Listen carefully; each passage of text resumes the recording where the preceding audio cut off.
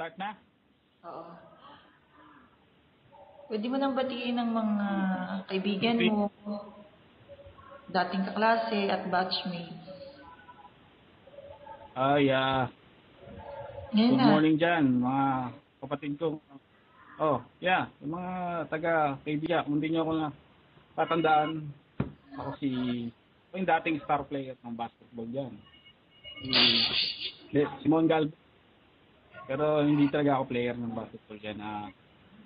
Transfer lang ako, kulelat nga eh. Nandun ako sa section. Hindi ko matandaan yung section ko eh. Pero ang tatandaan kong advisor si Miss Villamorat. Tsaka yung mga teacher dyan si Mendoza sa math yun. Tsaka sa English nga si Miss Villamor. So yun yung talagang mga advisor ko nun eh. So Okay. Sino ang Mendoza pero pa yung ayun. Sino ang mga kaibigan mo nung nasa kaibigan elementary school ka? Kaibigan.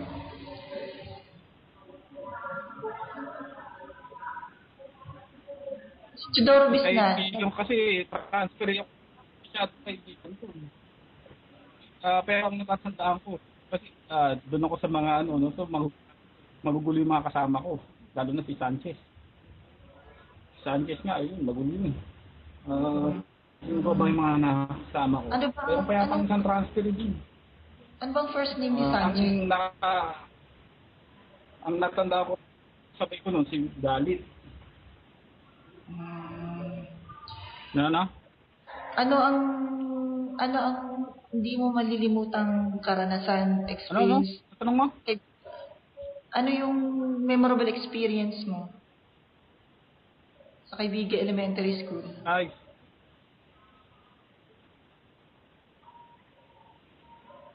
Experience dito sa siguro since transfer ako na culture shock ako diyan. Yung mga elementary advanced. Siguro nga kasi parang high school na sila. Magkasama nga yung high school tsaka elementary kaya ibang-iba yung yung pinanggalingan namin kasi elementary doon, medyo conservative diyan. Talagang magulo. Yun lang masasabi ko. Nung dumating ako diyan mga kalaro, magugulo talaga sila diyan. Parang sinubukol pa nun. Masaya naman. Sino ang crush mo? O yung pinaka-hinahangaan mo nung Kaibigan Elementary School?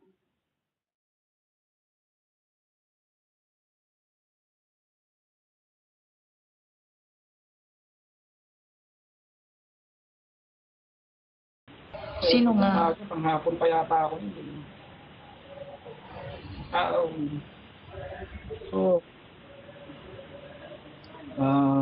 Siguro siya po. Matunog din yung Berlin nun. Ayun, sila Berlin, Marika, Fatima, sino ba yun? Si Jingle doon?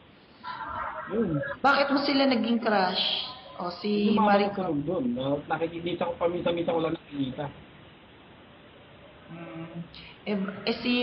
Si Fatima, bakit mo siya naging crush? Magaling to eh. Matalino, tsaka magaganda ka nga naman eh. Si Jean? Hindi, crush ng bayan yun eh. Parang nakisabay na lang ako sa uso.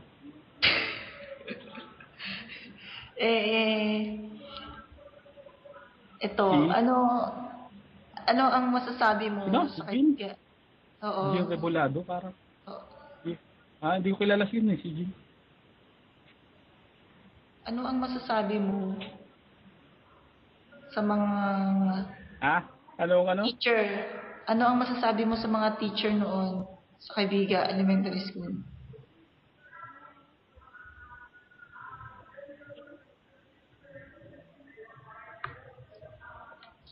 Anong masasabi mo? Ay, mga teacher, pagka naman nagtuturo sila, tumatahimik naman yung mga bahay. So, ibig sabihin may in command naman yung mga teacher doon na marunong sila magturo. Kaya maganda naman. Lalo na kahit si Ma'am Bilmore noon, medyo magugulo. Talaga last section kami talaga. Pero ang napansin ko, natatanda ko sa kanya, ang pasensya niya talagang nakakabilib. Lalo na ngayon, may edad. Okay. Ang ano masasabi mo nun sa facilities ng eskwelahan? Sa mga estudyante na o mga mag-aaral ng eskwelahan?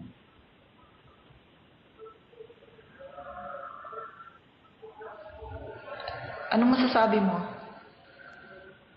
Ayun nga, yung masyadong advanced doon. Ibig sabihin parang mga binata na. Yung mga elementary doon kasi naghalo yung high school tsaka yung buti na lang naghiwalay na ngayon. Yun ang magandang move ng pinaghiwalay yung nabubuli rin yung mga elementary noon. Ako nga nakikilan din. Pero isang beses lang naman yung nangyari. Pero yung parang siyempre iba lagi maghiwalay. Hiwalay yung high school sa elementary noon. So, pero kung tayo-tayo lang mga elementary noon, masaya. Dahil maraming lalo na pag-PE rin, mga laro. Maraming masaya. Anong masasabi mo ngayon sa mga naranasan mo sa So, masasabi ko, elementary school? maganda ngayon na concentrate elementary. Nakatulong ba yun sa'yo o hindi?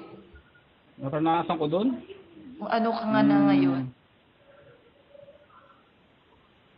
Siyempre naman, kung ano nung tayo ngayon, nakatulong talaga naman yun. Hanggang ngayon tama, di tayo nagkakilala rin. Marami naman, sabihin yung kaibigan, part na talaga ng buhay natin. So, kahit saan tayo makarating, maalala mo talaga yung mga nangyari. Okay. Ano nang masasabi mo ngayon sa Kaibigan Elementary School in 2 or 3 words? Ano ang masasabi mo sa Kaibigan Elementary School? Sa 2 salita lamang. In words, 2 or 3 salita lamang. Pwedeng English, pwedeng Tagalog. Happy experience. Happy experience. Reality check dahil reality. Reality check. Sabihin yung totoo sa ganung edad medyo na-expose tayo sa mga kasi napunta rin ako dun sa last section nun. So yung mga hindi ko mga taong medyo siga ako na namit natin. So maganda experience din. Okay. So this is the last question and Ano pa? Ito. Ano ang masasabi mo? Actually, nasabi mo na Ito na lang. Any shows, projects, last na to. Any shows, Alin rito, bumati ka rito. Any shows, Bumati ka lang. or businesses you want to promote? Bumati ka lang, Raymond Galvez, meron ka bang... Bati ka sa camera. Hello, tita. Gusto mong Tita. Bukod tumingin sa camera, bumaba ka, hindi mo makikita dyan. Hello, tita. Sige. Ito yung anak ko. So, sige na, huwag ka na may exam. Sino ba yan? Okay na, Ano yung tanong mo? Last words na. Any shows, projects, or businesses you want to promote? Tell your batchmates. Ha? Okay na? Wait muna, meron ka bang mga projects or websites? Ay, promote yung kasi yung